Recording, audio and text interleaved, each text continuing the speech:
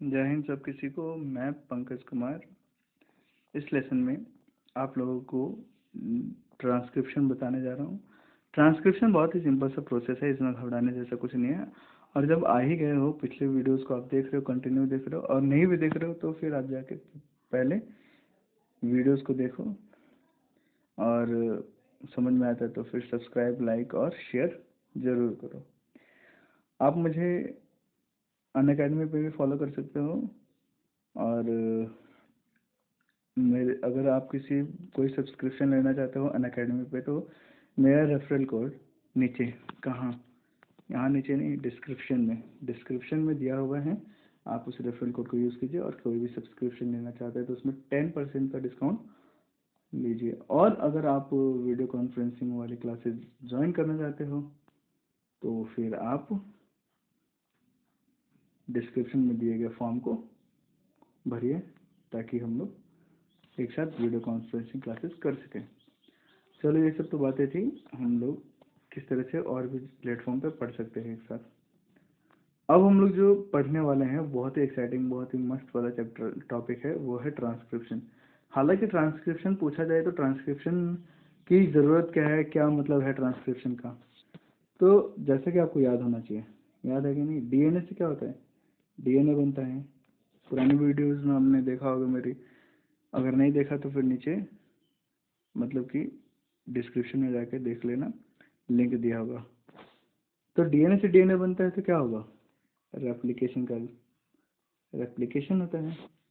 और जब डीएनए से हमें आरएनए बनाना है, आरएनए क्यों बनाना है, क्योंकि जो डीएनए है वो डायरेक्ट प्रोटीन नहीं बना सकता। अगर डीएनए से बोल दिया जाए कि भाई तू जाकर प्रोटीन डायरेक्ट बना, तो डीएनए डायरेक्ट प्रोटीन नहीं बना सकता। तो हमें क्या बनाना पड़ेगा, पहले आरएनए बनाना पड़ेगा। तो डीएनए से आरएनए बनाने का जो प्रोसेस होता है उसको हम लोग कहते हैं जी, क्या कहते हैं, बहुत बढ़िया, ट्रांसक्रिप्शन कहते हैं। कोई मुश्किल वाली बात नहीं है, आई बात समझ। ट्रांसक्रिप्शन कहते हैं जब हमें डीएनए से आरएनए बनाना है, तो प्रोसेस क्या कहलाएगा, ट्रांसक्रिप्शन। अब आरएनए बनाने का मकसद क्या है कि हम लोग आरएनए से प्रोटीन बना सके। तो इस चैप्टर में हम, इस लेसन में हम लोग पढ़ने वाले हैं ट्रांसक्रिप्शन। तो यहाँ पे जो डीएनए है वो सबसे नेसेसरी चीज़ है कि ट्रांसक्रिप्शन हो सके। क्योंकि अगर आप देखो कि अगर हमें आरएनए बनाना है तो हमें क्या चाहिए, प्रोटीन चाहिए। भाई प्रोटीन तो मुझे नहीं लग रहा कि यहाँ पे रिक्वायर्ड है, पहले रिक्वायर्ड है एंजाइम्स के फॉर्म में। तो मुझे पहले सबसे नेसेसरी चीज़ क्या है, डीएनए चाहिए। डीएनए मौजूद होगा तो मैं आरएनए बना लूँगा। तो अब डीएनए जो है, यहाँ पे ध्यान से देखिए, डीएनए तो बहुत लंबा सा है, तो जो ट्रांसक्रिप्शन होगा क्या पूरे डीएनए पे होगा, जो ट्रांसक्रिप्शन होगा वो पूरे डीएनए पे होगा क्या, तो ट्रांसक्रिप्शन पूरे डीएनए पे नहीं होगा। ट्रांसक्रिप्शन पूरे डीएनए पे नहीं होगा, वो किसी खास जगह पे होगा, वो किसी खास जगह पे होगा। उस खास जगह को ढूंढने वाला कौन है, उस खास जगह को ढूंढने के लिए हमें चाहिए आरएनए पॉलीमरेज। क्या चाहिए,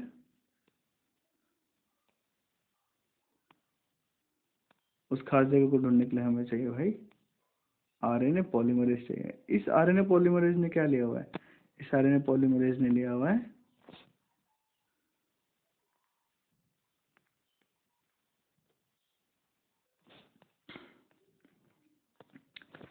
उस आरएनए पॉलीमरेज ने लिया हुआ है क्या, एक छोटा सा टॉर्च। ये टॉर्च क्या है, टॉर्च का मतलब क्या है, आरएनए पॉलीमरेज ही है। वो क्या फाइंड कर रहा है, वो फाइंड कर रहा है कि वो पोजीशन जहाँ पे डीएनए रेप्लिकेशन हो सके। तो वो पोजीशन कैसे मिलेगा, वो पोजीशन मिलेगा कि अगर डीएनए आरएनए पॉलीमरेज बाइंड कर जाएगा सिग्मा फैक्टर के साथ। किस फैक्टर के साथ, आरएनए पॉलीमरेज बाइंड करेगा सिग्मा फैक्टर के साथ। किसके साथ, आरएनए पॉलीमरेज इस सिग्मा फैक्टर के साथ बाइंड कर जाएगा। तो वो रीड करेगा क्या, वो रीड करेगा टाटा। टाटा जब वो टी ए रीड करता है आरएनए पॉलीमरेज, तो वो पहचान जाता है कि वहीं से क्या हो रहा है, ट्रांसक्रिप्शन की शुरुआत वहीं से करनी है। तो फिर ये रीजन को हम लोग क्या कहते हैं, डीएनए के उस रीजन को प्रोमोटर रीजन कहते हैं। अब हम लोग ने ढूंढ लिया कि हमें ट्रांसक्रिप्शन कौन से रीजन से करना है, प्रोमोटर रीजन से। कैसे पता चलेगा? हमें पता चलेगा टाटा बॉक्स से। टाटा बॉक्स क्या है? सीक्वेंस है नाइट्रोजनस बेस का, जैसे जो है TA। अब इस टाटा बॉक्स में अगर हम लोग प्रोकैरियोटिक के केस में बात करेंगे तो वो उसमें प्राइमनो बॉक्स भी कहते हैं। वो सारी बातें याद रखना, कोई दिक्कत नहीं है, लेकिन ये जरूरी है कि टाटा बॉक्स आप याद रखो। जैसे ही टाटा बॉक्स आपको मिल जाएगा तो फिर अब सिग्मा फैक्टर बोलेगा भाई मेरा काम तो हो गया। अब RNA पॉलीमरेज एक काम कर, तू इस पूरे DNA के हेलिक्स को तू खोल दे। किसको? इस DNA के हेलिक्स को, इस DNA के हेलिक्स को आपको खोलना पड़ेगा। तो RNA पॉलीमरेज क्या करता है? फिर सिग्मा फैक्टर को डिटैच करा देता है। यहाँ देखोगे कि जैसे वो कुछ रीड करेगा, RNA पॉलीमरेज कुछ दूर चलेगा, तो उसके बाद से सिग्मा फैक्टर क्या करेगा? डिटैच हो जाएगा।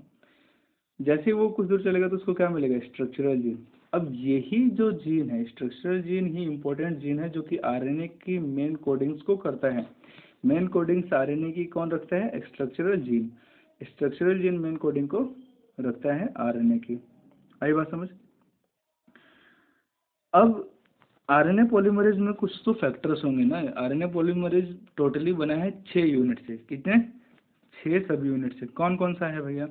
तो एक है बेटा अल्फा, 2 अल्फा होंगे, यहाँ पे 2 अल्फा है। फिर एक है बीटा, एक है बीटा डैश, और एक है सिग्मा, और एक है बेटा रो।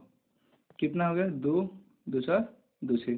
सिग्मा फैक्टर को तो आपने यहाँ देख लिया, जो कि प्रोमोटर रीजन को ढूंढने में मदद करेगा साथ में, और वो कुछ स्टार्टिंग में रीडिंग्स को कंटिन्यू करता है, फिर बाद में जाके वो डिटैच हो जाता है। जैसे ही वो स्ट्रक्चरल जीन आता है तो वो तब तक डिटैच हो चुका होता है। बाकी जीन्स के बारे में हमें उतना ज़्यादा डिस्कस नहीं करना है, हम रॉ और सिग्मा के बारे में अभी पढ़ेंगे। और अब इन्हीं सब यूनिट्स की मदद से वो क्या करता है? DNA के स्ट्रैंड को खोल पाता है। अब मेरा सवाल ये है कि DNA का जो स्ट्रैंड है, दोनों स्ट्रैंड में से कौन से स्ट्रैंड पे ट्रांसक्रिप्शन होगा? किस स्ट्रैंड के कोडिंग से, ये कोडिंग से RNA बनने वाला है? तो आपका सही जवाब है क्या? 3 प्राइम से 5 प्राइम। 3 प्राइम से 5 प्राइम वाला जो DNA का स्ट्रैंड होगा उस पर कोडिंग होगी, और उसी जीन को हम लोग क्या कहेंगे? Structural gene. तो क्या ये जो स्ट्रैंड है 3 प्राइम से 5 प्राइम वाला स्ट्रैंड, यही हम लोग का ढांचा है? मतलब कि वही हम लोग का क्या है? एक बेस है जिसके ऊपर हम लोग ट्रांसक्रिप्शन शुरू कर रहे हैं, इसलिए हम लोग उसको क्या कहेंगे? Template strand. तो उसी में सेंस है। स्ट्रक्चरल जीन किसमें? 3 प्राइम से 5 प्राइम में, इसलिए हम लोग उसको सेंस स्ट्रैंड भी कहेंगे। लेकिन ध्यान दो कि कोडिंग तो इसी पे हो रही है, लेकिन इसका नाम क्या दिया हुआ है? Non coding. और कोडिंग इस पे नहीं हो रही 5 प्राइम से 3 प्राइम पे, तो इसको दिया गया है कोडिंग स्ट्रैंड। ये थोड़ी सी अजीब बात है। और इस 5 प्राइम से 3 प्राइम पे तो ट्रांसक्रिप्शन हो नहीं रहा, तो वो ढांचा नहीं है, नॉन टेम्पलेट, या फिर एंटी सेंस भी इसको कह सकते हैं। कुल मिला के ये कहना चाहता हूँ कि ये तीनों एक ही स्ट्रैंड के नाम है, और ये तीनों भी एक ही स्ट्रैंड के नाम है। स्ट्रक्चरल जीन मिल गया तो फिर वो क्या करेगा? ट्रांसक्रिप्शन शुरू करने लगा, RNA बनाने लगा। तो RNA किस प्राइम से किस प्राइम तक बनता है? 5 प्राइम से 3 प्राइम। ये कैसे होता है? ये कुछ इस तरह से होगा। देखो, अगर हम लोग कभी भी RNA को बनाना है तो हमें एक और चीज़ की रिक्वायर्ड है, वो क्या है? हमें ट्राईफॉस्फो न्यूक्लियोसाइड ट्राईफॉस्फेट चाहिए। तो राइबोन्यूक्लियोसाइड ट्राईफॉस्फेट क्या होता है? तो देखो, राइबोन्यूक्लियोसाइड ट्राईफॉस्फेट ये है, ये जो आप देख रहे हो ना, ये है राइबोन्यूक्लियोसाइड ट्राईफॉस्फेट। कैसे? तो ये देखिए, ये राइबोस शुगर होगा, यहाँ पे OH ग्रुप जुड़ा होगा 2 प्राइम पे भी, ठीक। और यहाँ पे 3 फॉस्फोरस जुड़े हुए, तो राइबोन्यूक्लियोसाइड ट्राईफॉस्फेट। न्यूक्लियोसाइड कितने तरह का? 4 तरह का। तो एडेनिन हो सकता है नाइट्रोजनस बेस की जगह पे, साइटोसिन हो सकता है, या फिर ग्वानिन, या फिर थाइमिन मत बोलना बस, क्योंकि ये RNA है। यूरासिल हो सकता है। तो कब कौन सा बाइंड करेगा स्ट्रक्चर RNA के स्ट्रैंड पे, वो किस हिसाब से डिपेंड, मतलब किस बात पे बेस करता है, किस आधार पे वो बाइंड करेगा कौन सा राइबोन्यूक्लियोसाइड? इसका आधार क्या है? इसका आधार ये है कि राइबोन्यूक्लियोसाइड अगर यहाँ पे डीएनए के स्ट्रैंड, टेम्पलेट स्ट्रैंड पे जिस तरह का नाइट्रोजनस बेस होगा उसके कॉम्प्लीमेंट्री वहाँ पे जाके राइबोन्यूक्लियोसाइड ट्राइफॉस्फेट बाइंड करेगा। तो हमें राइबोन्यूक्लियोसाइड ट्राइफॉस्फेट को बाइंड नहीं करना। तो मान लीजिए यहाँ पे एडेनिन है, तो एडेनिन यहाँ पे है तो हम लोग क्या लेंगे, यहाँ पे एडेनिन वहाँ पे है तो हम लोग क्या लेंगे, भाई हो जाओ ऊपर, कितना टाइम लगेगा, ठीक। एडेनिन वहाँ था तो हम लोग क्या लेंगे, यूरासिल वाला लेंगे। तो ठीक है, यूरासिल यहाँ पे अटैच कर दिया। अब देखो ध्यान से कि यहाँ पे 3,5' ये पहले से था, तो यहाँ पे हमें क्या करना पड़ेगा, इस दो फॉस्फोरस को देखेंगे कि ये जो हाइड्रोक्सिल ग्रुप है, हाइड्रोक्सिल ग्रुप के साथ वो रिएक्ट करेगा, तो यहाँ से हाइड्रोजन रिलीज हो जाएगा और ये दो फॉस्फोरस रिलीज हो जाएगा, टूट जाएंगे, तो ये बना लेगा पायरोफॉस्फेट। क्या बनाएगा, पायरोफॉस्फेट, पायरोफॉस्फेट,